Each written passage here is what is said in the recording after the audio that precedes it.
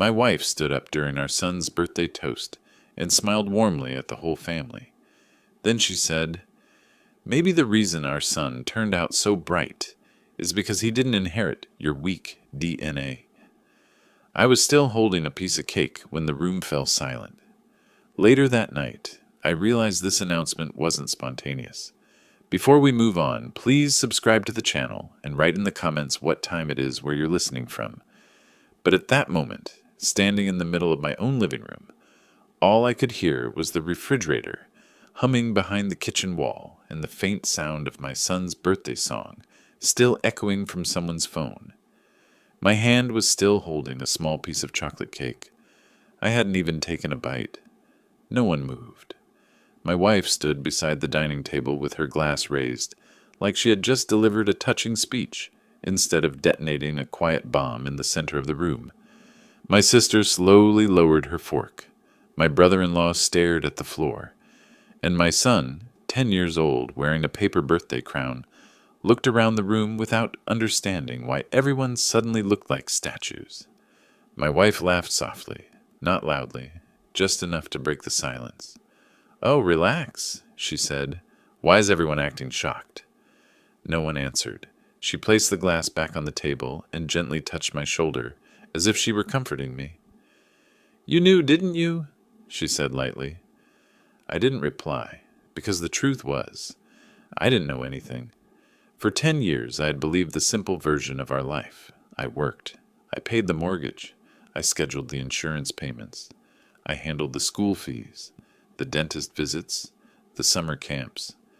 My role in the house had always been practical, reliable, quiet. I assumed that was enough, but apparently tonight, my wife had decided it was time to revise the story. My mother finally spoke. "What exactly do you mean by that?" she asked slowly.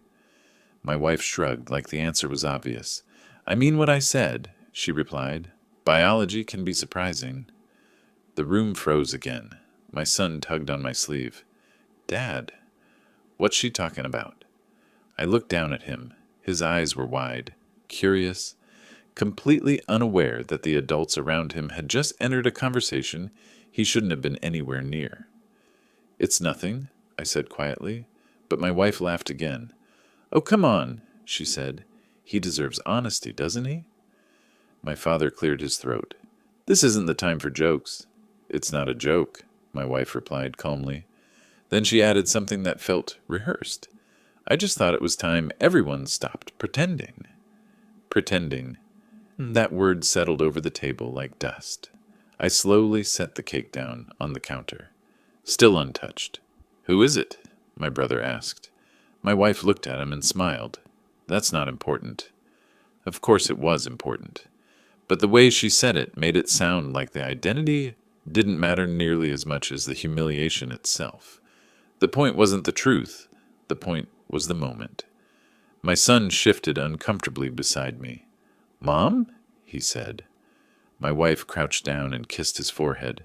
"Hey, birthday boy," she said sweetly. "Nothing you need to worry about tonight." Then she stood up again, and just like that, she had moved on. "Anyway," she said brightly, "who wants more cake?" No one answered. People started gathering their coats. My aunt whispered something to my cousin. My brother avoided looking directly at me. The party dissolved in slow motion. No dramatic exits, no shouting, just quiet discomfort spreading across the room. Within 20 minutes, most of the guests were gone. My parents left last. My mother hugged me a little tighter than usual. "We'll talk tomorrow," she said. My father simply nodded. After the door closed, the house became strangely quiet. The balloons tied to the chairs swayed slightly in the air conditioning. Half the cake remained on the table. My son had already gone upstairs to his room. My wife started stacking plates in the sink, like nothing had happened. I watched her for a moment. "You planned that," I said finally. She didn't turn around. "I don't know what you mean." "You do?" She rinsed a plate slowly. "It just slipped out." "No, it didn't. Because people don't casually reveal something like that in front of 20 relatives during a birthday toast. Moments like that are designed. Carefully, deliberately. I looked around the room. Something about the evening felt structured. Then I noticed something small, a detail I hadn't paid attention to earlier. Near the end of the dining table, my wife's phone was still resting against a glass, angled slightly toward where I had been standing. The screen was dark now, but the position was strange, too deliberate, like it had been placed there for a reason. I picked it up, and that's when I started to understand why she had chosen tonight. The phone screen lit up as soon as I picked it up. A notification blinked across the top before fading. Not a message, a video file. I stared at it for a moment before opening the camera app. The last recording was still there, 8 minutes long. I pressed play. The screen filled with the exact scene that had just unfolded in the dining room. My wife standing beside the table. The cake, the candles, my son wearing his paper crown, my relatives gathered around. The camera angle was slightly tilted from where the phone had been leaning against the glass. It had captured everything. Her toast, her smile, her words. The reason our son is so successful is because his blood isn't yours. The silence. The moment I froze with the cake in my hand. I stopped the video. Then I looked toward the sink. My wife was still washing dishes. Slowly, calmly, as if recording my humiliation in front of our entire family had been just another task on her evening list. "Why were you recording?" I asked. She didn't turn around immediately. "Recording what?" I held up the phone. She finally glanced back. "Oh," she said. "That." "That?" I repeated. She dried her hands with a towel and leaned against the counter. "I thought it might be memorable." Memorable. "That's your word for it?" She shrugged. "People record birthday moments all the time." "That wasn't a birthday moment." She tilted her head slightly. "Maybe not for you." There it was again, that calm tone. Like the cruelty itself wasn't the point. The reaction was. I looked down at the phone again. The recording timer at the bottom showed the exact second when the room had fallen silent. 7 minutes and 12 seconds. 7 minutes and 12 seconds of people watching my life shift without anyone stepping in to stop it. "You planned this," I said again. She didn't argue this time. Instead, she said something even stranger. "People deserve to know the truth eventually." Eventually? The word didn't match the timing. "Why tonight?" I asked. She folded the towel neatly. "Because everyone was already here." That answer sounded too efficient, like logistics had been part of the decision.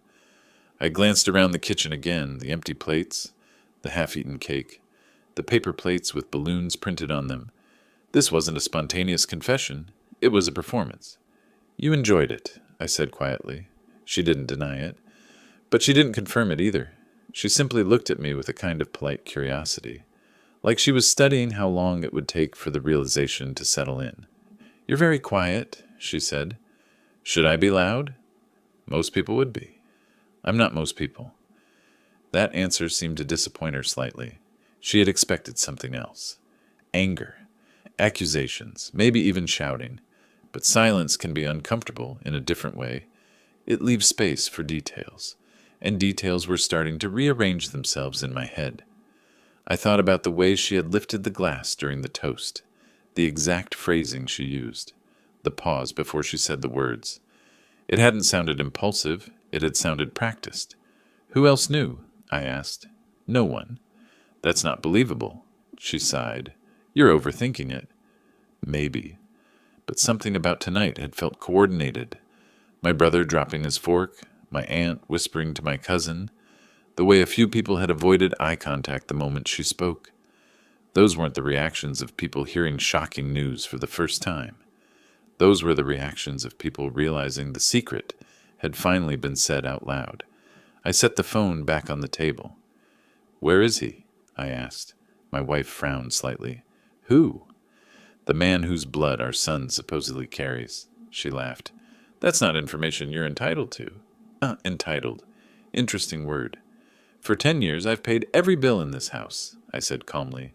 "That doesn't buy ownership of the truth." "No," I replied, "but it does make the timing of your announcement interesting."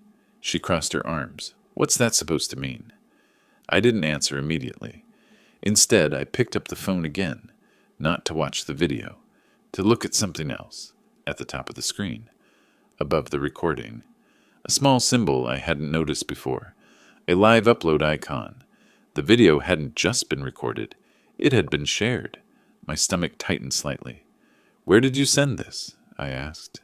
For the first time that night, my wife didn't answer right away. She looked at the phone in my hand, then back at me. It was a small pause, but it was the first moment since the party began that she looked uncertain. "Where did you send it?" I repeated. She exhaled slowly. "It's just a family group."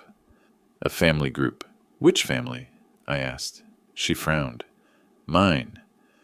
That explained the whispers, the avoided eye contact, the strange way some of my relatives had looked at me earlier in the evening, like they were witnessing the public version of something they had already heard privately. "You sent it before the party ended," I said. "It was uploading." "You were waiting for it to spread?" She crossed her arms again. "You're being dramatic." "No," I said quietly. "You were." She didn't like that answer. I could see it in the way her posture stiffened. For years, my role in the house had been simple, reliable, predictable. The man who paid the bills and stayed quiet. Apparently tonight, she had expected the same version of me, a quiet man absorbing humiliation. But the problem with silence is that people start assuming it means ignorance. It doesn't. Sometimes it just means someone is watching the details. And the details tonight were everywhere. The recording, the timing, the exact moment she chose to reveal it. "Did you think I wouldn't notice?" I asked. "Notice what?" "That you didn't just record this." She tilted her head. "What are you talking about?" I turned the phone around so she could see the screen. The upload icon was still there. But it wasn't the only thing visible. Beneath the video file was a small line of text, a scheduled post. Not sent in the moment. Prepared earlier. Time-stamped that afternoon. Her expression shifted, just slightly. "You wrote the caption before the party even started," I said. She didn't respond, so I read it aloud. 10 years of pretending. Tonight, the truth finally comes out. The kitchen felt colder. "You didn't just want to humiliate me in this room," I continued. "You wanted an audience. That's not what this is." "Then what is it?" Her answer came quickly. "Closure." Closure. An interesting word for a performance. I set the phone down on the counter. "You miscalculated one thing," I said. She narrowed her eyes. "What?" "You assumed everyone would believe you." Her laugh returned, but it sounded thinner now. "Why wouldn't they?" I didn't raise my voice. I didn't accuse her. I simply walked past her into the dining room and opened the small drawer beside the cabinet. Inside was a plain folder. She watched me carefully now. "What's that?" she asked. Something I never thought I'd need. I carried the folder back to the kitchen table and placed it beside the phone. Then I opened it. Inside were documents. Old ones, quiet ones, papers most people never think about once they're signed. My wife looked down at them. Her confidence faded another inch. "You remember 3 years ago?" I said calmly. "When our son needed medical testing for that school sports program?"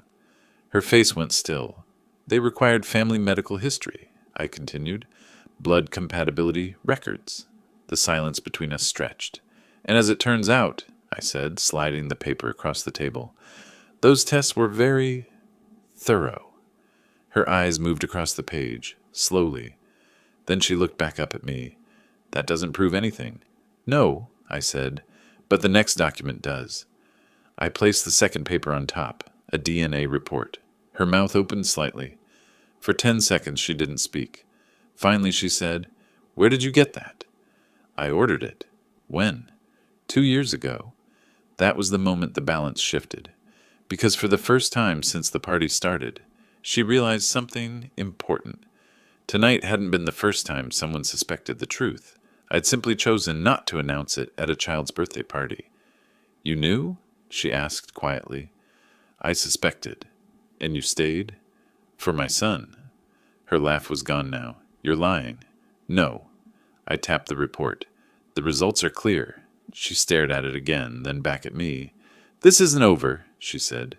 "No," I replied calmly, "but the performance is." I picked up her phone and deleted the scheduled post. Then I set it down in front of her. "You wanted the truth to come out tonight," I said. "It just did." She looked at the paper again, then at the phone, then back at me. Her voice dropped. "People are going to ask questions." I nodded once. "Yes." The kitchen was completely silent now, the same silence that had filled the room during the toast. But this time the weight had shifted, and after a long moment, she said the only honest sentence she had spoken all night. "People stopped believing me." I closed the folder and turned off the kitchen light. Upstairs, I could hear my son moving around in his room. The birthday balloons were still floating above the table. Quiet, unaware of how much had just changed. If you enjoyed this story, make sure to like the video, subscribe for more stories like this, and tell me what you think in the comments. I'll see you in the next one. Thank you for listening.